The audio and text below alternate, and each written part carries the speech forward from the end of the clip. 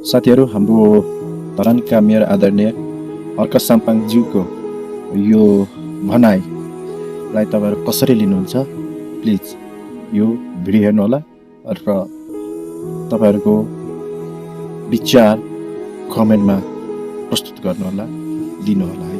नेतालाई धनी हुने छुट हुँदैन जबसम्म देश गरिब रहन्छ। नेतालाई हाँस्ने अनुमति हुँदैन जबसम्म देश रोइरहन्छ। देश रोइरहेछ, नेता हाँसेर हुन्छ है।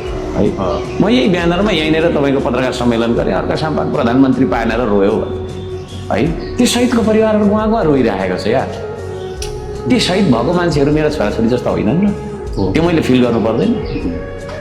अनि देश रोइरहेको बेला आफू हाँस्ने, देशलाई गरिब बनाएर आफूलाई चाहिँ बङ्करका बङ्कर, कोठाको कोठा, सुन्दर छैन के जति होइन डलरहरू राख्ने है।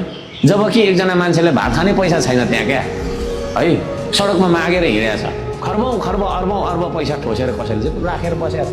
पैसा कुहिसक्यो होला त्यहाँभित्र, तलको त कुहिन्छ नि त होइन, घाँस त कुहिन्छ, पैसा चाहिँ कुहिँदैन। नेतालाई धनी हुने छुट हुँदैन जबसम्म देश गरिब रहन्छ। नेतालाई हाँस्ने अनुमति हुँदैन जबसम्म देश रोइरहन्छ।